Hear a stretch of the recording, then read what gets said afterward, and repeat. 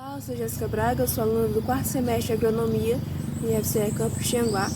Eu estou gravando esse vídeo principalmente de fertilidade e adubação do solo. Ele tem como objetivo estar demonstrando para vocês um pouco sobre a amostragem de solo e sobre a sua importância também.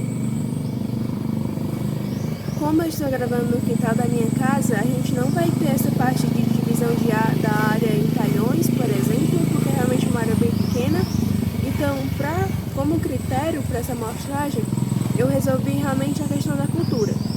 A gente tem uma certa diversidade aqui no quintal, de culturas perenes, culturas de tempo um pouco mais curto, mas eu escolhi a laranjeira, para estar fazendo. Então, por conta de ser uma cultura perene e já estar estabelecida, a gente vai estar utilizando o critério também de produtividade. Então, a gente tem, por exemplo, plantas que são um pouco menores do que as outras, então elas vão ser amostradas separadamente. O exemplo dessa planta aqui, ela é um pouco menorzinha, do que as outras que a gente tem aqui perto, por exemplo. Então, ela seria uma amostragem diferente dessas outras. Assim como, por exemplo, a gente tem um pé de limão aqui no meio das laranjas. Então, numa produção realmente para comercialização, a gente teria que fazer uma amostragem diferente porque ela receberia uma adubação diferente. Além disso, por se tratar de uma frutífera, a gente vai estar tirando uma amostra simples composta por outras 4 amostras que vão ser retiradas no diâmetro da copa da planta. Então, essa amostra simples, que vai ser composta por mais 4, é que vai formar a amostra composta que é destinada ao laboratório no final.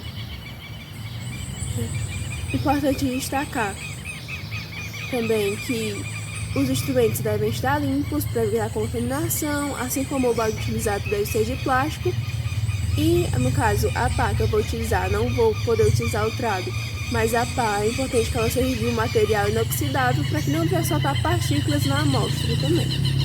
Por já estar implantado, eu preferi realmente estar fazendo a amostra somente de 20 centímetros, para estar evitando danos também na raiz da planta, mas caso ainda fosse um local que fosse implantada a cultura, era bem interessante que a gente estivesse fazendo a de 40, de 60 centímetros, para que a gente soubesse a situação em que a raiz dessa planta vai crescer.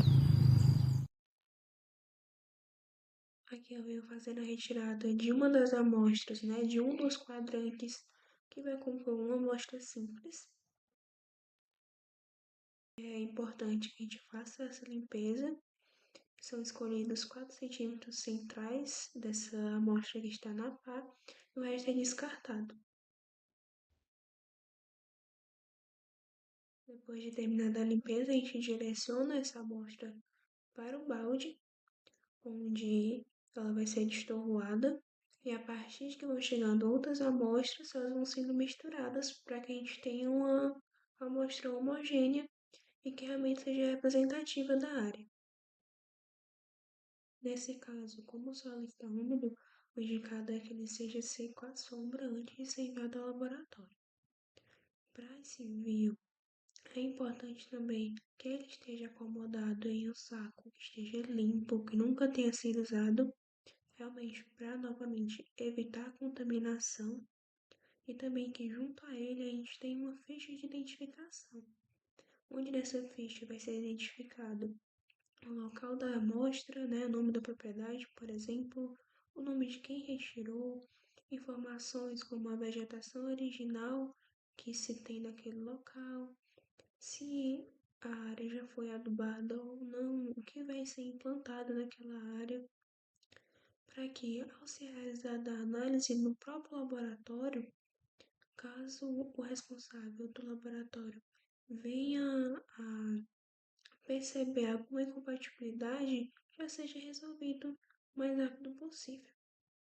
Após a análise ter sido realizada, vai ser feita a emissão de um laudo, onde nesse documento a gente tem informações muito importantes para a produção, como, por exemplo, valores de pH, teores de nutrientes no solo, como as bases cálcio, magnésio, por exemplo, também micronutrientes, caso seja solicitado. E para nossa região, uma informação muito importante também é o teor de sódio, porque nós temos uma certa tendência a apresentar salinização. Então, para que essas informações elas sejam realmente precisas para o solo que foi retirado, todo o processo de amostragem deve ser respeitado e cumprido de forma correta.